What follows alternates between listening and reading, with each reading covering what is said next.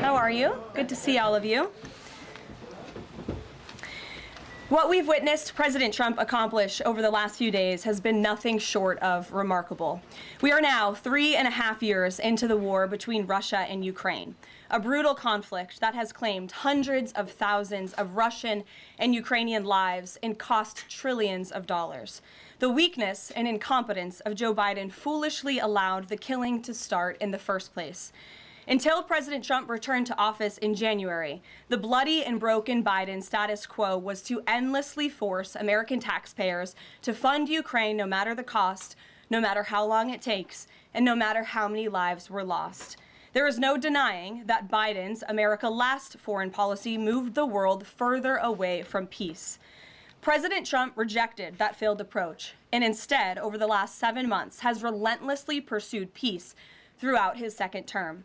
And thanks to President Trump's efforts, we finally have movement after years of deadly gridlock. On Friday, as you all know, many of you were there, President Trump hosted Russian President Vladimir Putin in Anchorage, Alaska, for a bilateral meeting. This was the first time President Putin has been to the United States since 2015, and the first time he has met with an American president in years. President Putin publicly confirmed what President Trump has said all along. The war between Russia and Ukraine never would have started in the first place if President Trump were in office. This was always obvious to any person with a shred of common sense. Just look at what took place during the last 4 administrations. Under George W. Bush, Russia invaded Georgia. Under Barack Obama, Russia took Crimea. Under Joe Biden, Russia invaded Ukraine. But under President Trump, Russia did not invade nor take anything. President Trump is the only president this century, Republican or Democrat, who has held Russia in check and ensured peace in Europe. That's because Russia has always greatly respected President Trump and his peace through strength foreign policy approach. But overall, the bilateral talks in Alaska were very productive, and multiple key points were agreed to between the two leaders that truly opened up the door for Phase 2 discussions, which took place yesterday here at the White House. Within 48 hours of that meeting in Anchorage, I may add. As you all know, there were many European leaders here, as well as Ukrainian President Zelensky. They all traveled here to meet with President Trump to maintain the momentum and work toward a lasting peace. Across the board, every leader credited President Trump for his decisive leadership that has reignited the dialogue in hopes of finally bringing this war to a peaceful conclusion. 2 quotes in particular capture the progress that was made and the optimism moving forward. Finnish President Alexander Stubb said, "I think in the past 2 weeks, we've probably had more progress in ending this war than we have had in the past 3.5 years. Again, that is the president of Finland, a country that shares a border with Russia. That's what we call the President Trump effect. NATO Secretary General Mark Rutte also summed it up well. Without President Trump, this deadlock with Putin would not have been broken. He is the only one who could do this."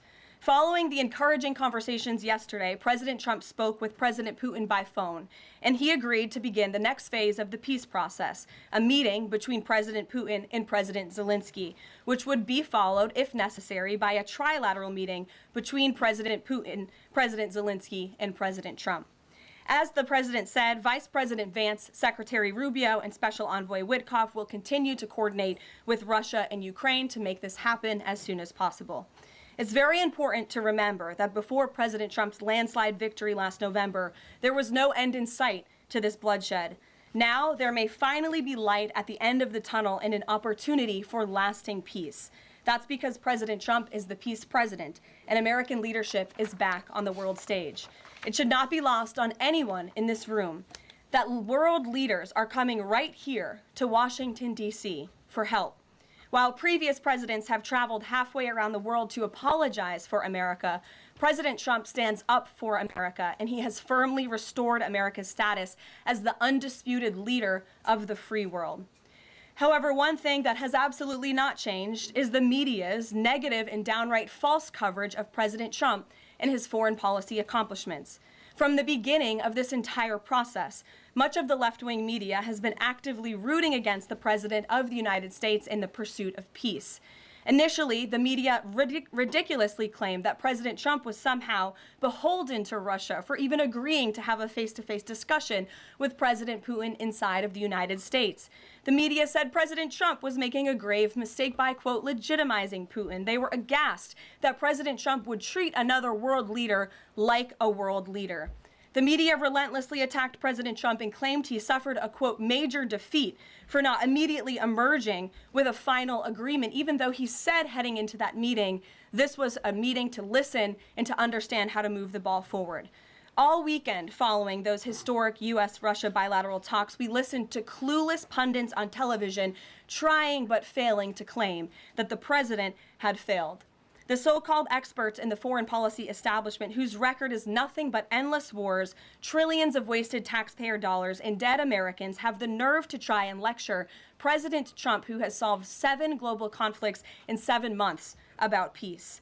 This is the same president, by the way, who brokered the Abraham Accords in his first term, on top of more than half a dozen other peace deals this year alone, as I just said. We also saw yesterday the president of Ukraine and all of the other major leaders of Europe fly across the Atlantic Ocean to meet President Trump at the White House because of the progress that was made, and that, if you ask the media, failed meeting, but it was not. It was highly productive and it was successful. This is why Americans' trust in the mass media is at a lowest point in more than 5 decades. Diplomacy is a delicate process, and instead of reporting the facts about what is happening here at this White House and what is happening between this president and other leaders around the world, many outlets in this room continue to try to actively undermine the president and sabotage the efforts towards peace. That is why I felt the need to set the record straight. In other news, on the home front, President Trump's efforts to make D.C. safe again are working. There have been a total of 465 arrests since the start of this operation on Thursday, August 7th. Last night, there were a total of 52 arrests, including the arrest of an illegal alien MS-13 gang member with convictions for DWI and drug possession. Thanks to President Trump's leadership and the outstanding work of both federal and local law enforcement, dangerous gang members like the one picked up last night will not be allowed on the streets of our nation's capital. Other arrests last night included assault with a deadly weapon for stabbing, parole violation for robbery, murder, outstanding warrant for attempted murder, assault on federal law enforcement officer, and felony assault. 4 more homeless encampments were also removed during yesterday's reporting period. To date, a total of 48 homeless encampments have been cleared in Washington, D.C. by multi-agency teams. MPD patrol units are actively working with city officials to locate and clear additional encampments and remove homeless residents off of Washington's streets. And despite fake narratives from the media, again, a significant number of the arrests have been in high-crime areas of D.C. In fact, nearly half of all of the non-illegal alien-related arrests have occurred in wards 7 and 8, the 2 wards that have the highest number of violent crime, as well as homicides and assaults with dangerous weapons last year. So while Democrats continue to coddle violent criminals, President Trump and this administration are focused on putting them behind bars and unapologetically standing up for the safety of law-abiding American citizens. And the White House will continue to provide all of you with the results of this operation in the days ahead. So with that, I will take your questions today. Here in our new media seat today, we have Jack Posobiec, who joined us in Anchorage, Alaska last week. Jack, thanks for being here. Why don't you kick us off? Karoline, thanks so much. So a couple of questions regarding the status of these peace talks. Obviously, we saw the President and President Putin there in Anchorage. We saw the world leaders here yesterday with this summit. We've heard phrases like coalition of the willing. We've also heard Article 5-like guarantees.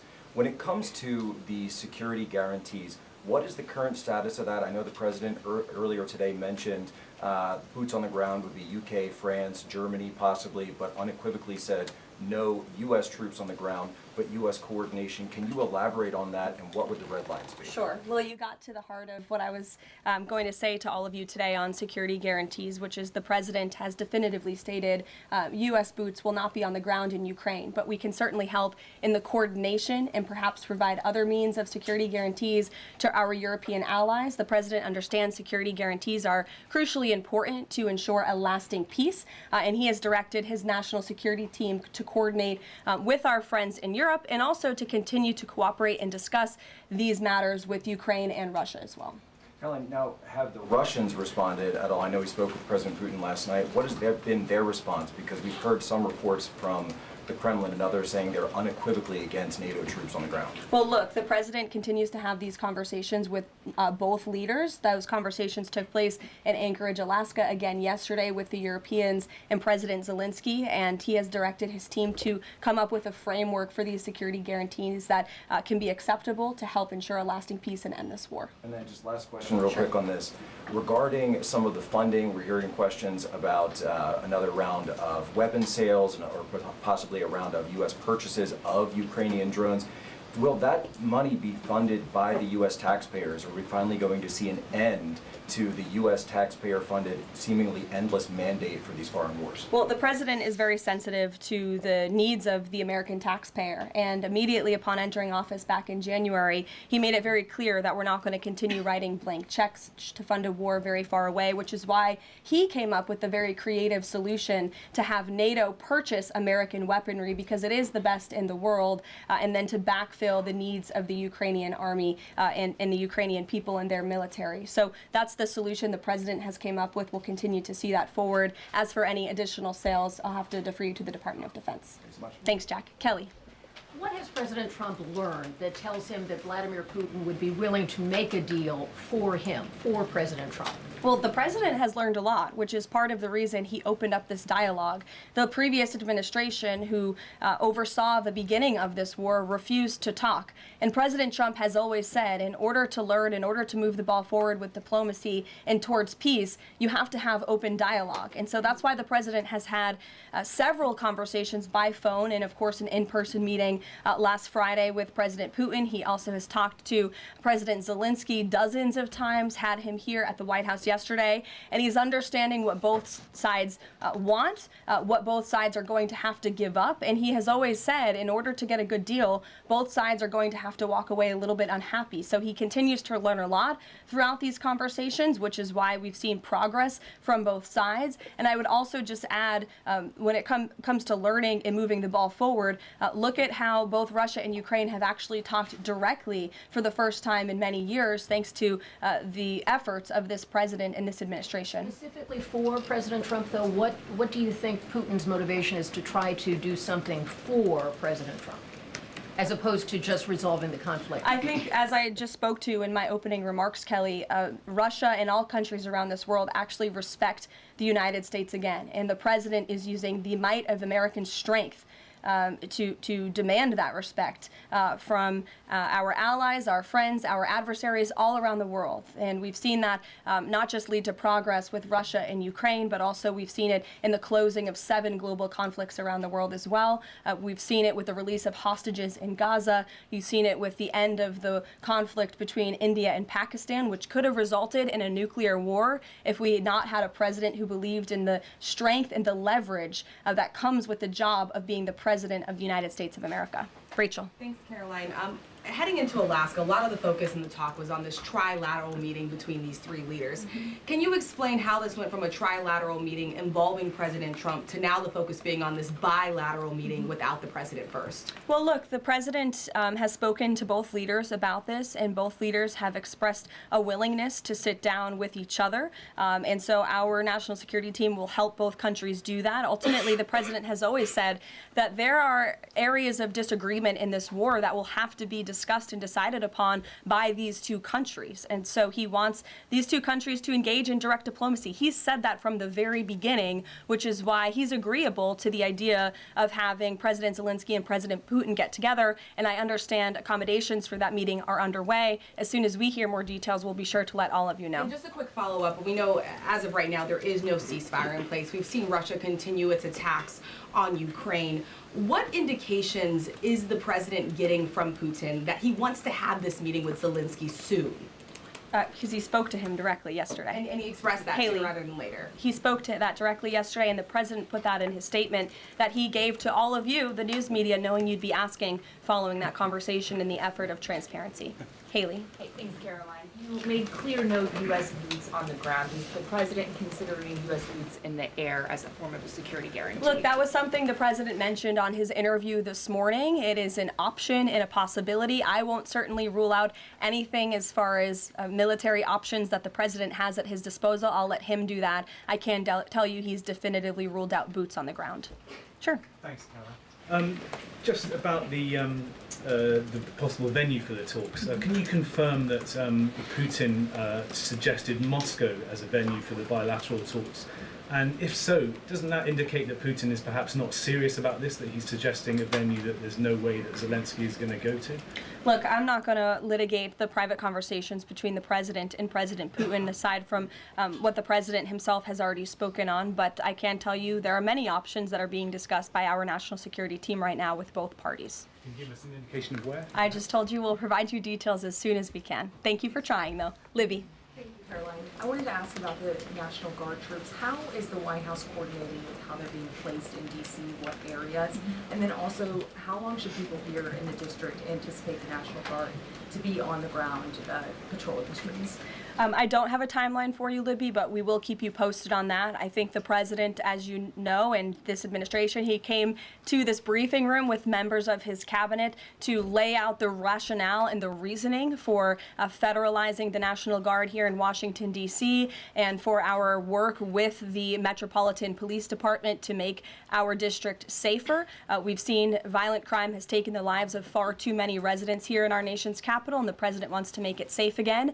And as for the coordination efforts, this interagency team is meeting and talking daily. In fact, there's a meeting taking place right now in the West Wing with members of the interagency task force to continue to discuss not just the National Guard deployment, but also how we can continue to remove public safety threats off of the streets of Washington, which, as the numbers I just showed you prove, they are doing every single night. I will just reiterate, 465 total arrests and counting since the start of this operation. I believe 11 or 12 days ago, I'll have to check the calendar, but those are pretty remarkable results. If not for this task force and their high level of coordination and the leadership of this president, there would have been 465 more violent criminals on the streets of this capital that you all live in every day. So I think we should all be very grateful for that. Stephen. Thank you, Caroline.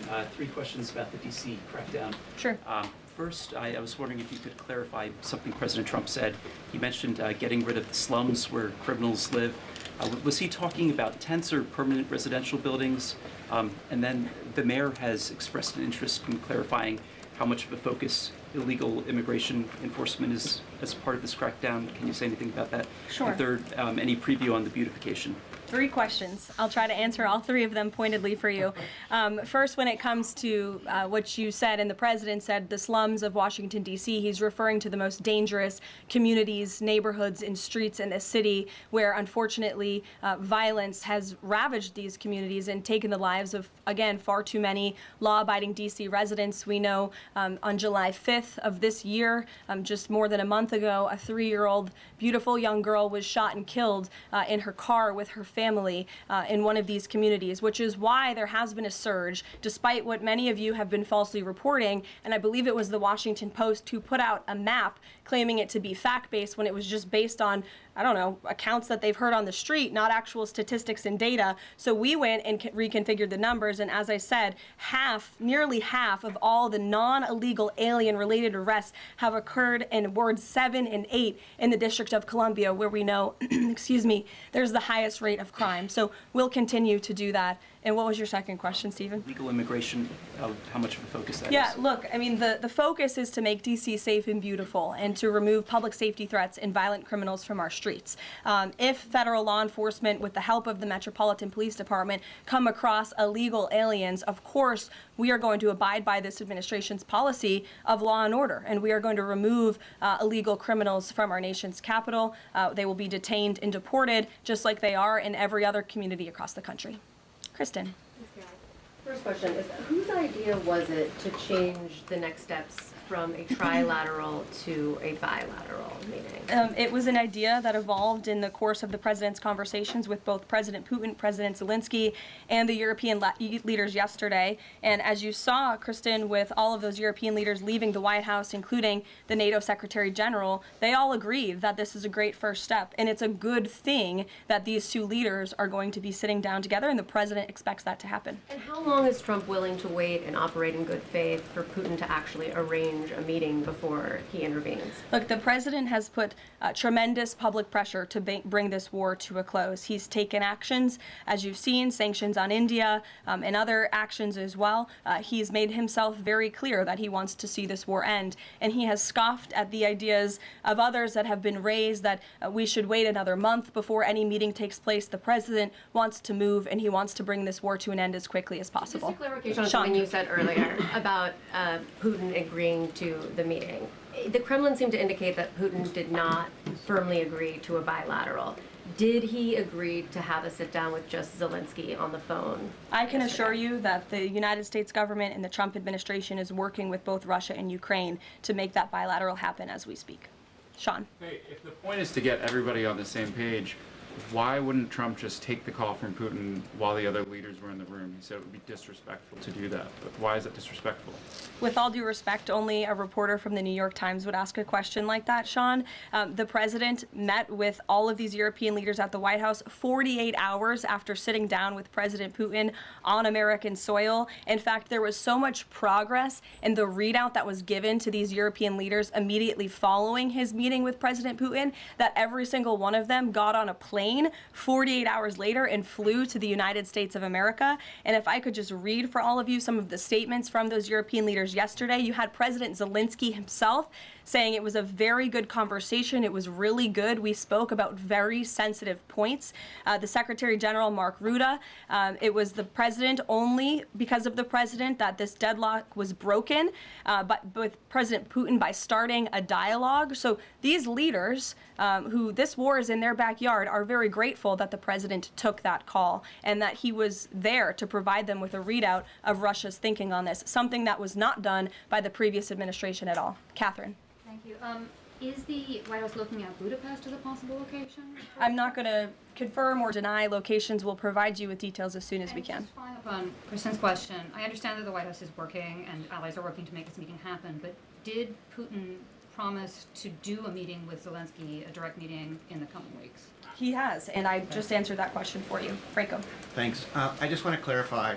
So you are saying that President Trump is considering U.S. pilots and U.S. aircraft potentially supporting European or Ukrainian forces? The president spoke to that himself this morning when he called into Fox and Friends, and I would defer you to his answer. You can read it directly yourself. In addition, can I ask, no boots on the ground, Steve Witkoff's talking about Article 5-like security guarantees. Can you talk about what other Article 5-like security guarantees that are being considered if it's not boots on the ground? These are very sensitive diplomatic discussions that are currently taking place literally as we speak. So I will leave it to the national security team, and I'll leave it to the president to have those private discussions with these leaders as we try to bring this war to an end. And can I ask one Mary more? Margaret, go ahead. Thanks, Caroline. Two questions, if that's okay. So on these meetings, I know you said that the trilateral will take place if necessary. Do you think that we might not need the trilateral and that Zelensky and Putin might come to this conclusion on their own? And then as a follow-up, I know the president said on Fox News this morning that he's partially seeking peace in order to get to heaven. Was he joking, or is there spiritual motivation behind his peace deals here? I think the president was serious. I think the president wants to get to heaven, as I hope we all do in this room as well. Annie. Thanks, Caroline. I'm just shifting gears to the Department of Justice for a minute. Can you walk us through why another deputy FBI director was named? Does Trump have any displeasure with how the FBI has been being run to date?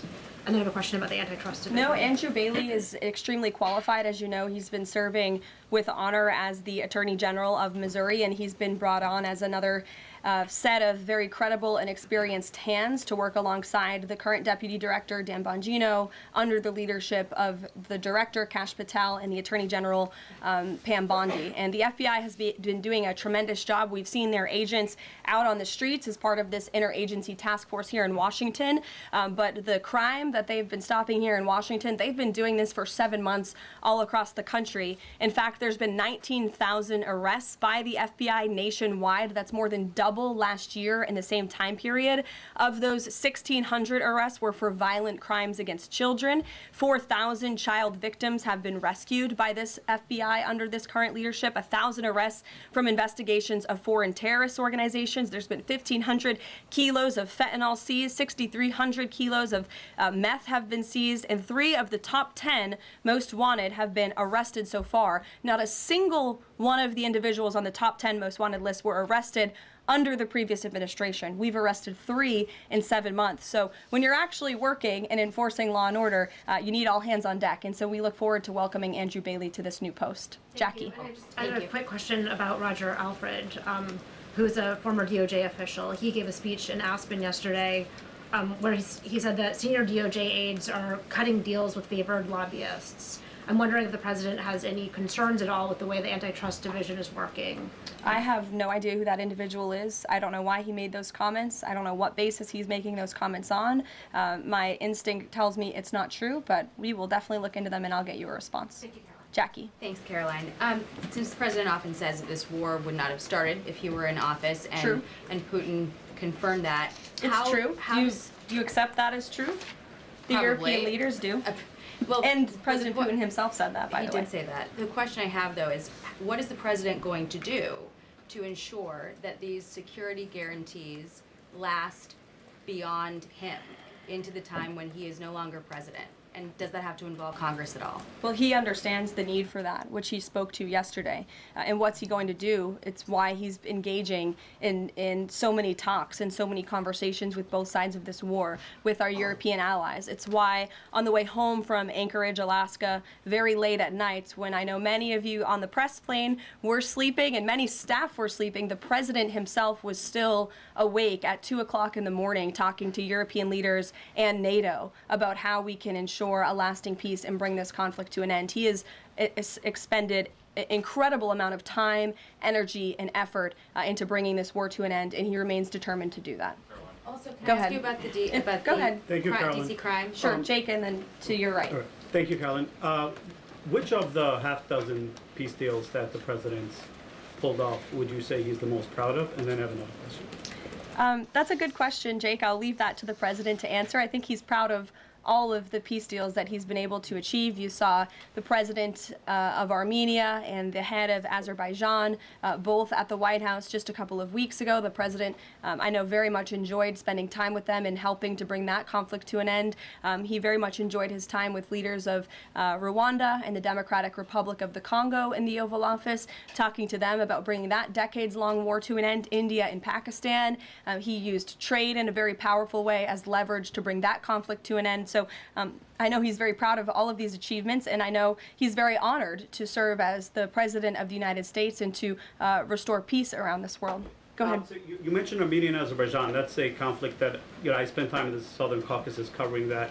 And, a conflict of over 30 years, and he resolved it in just a couple of months. Mm-hmm.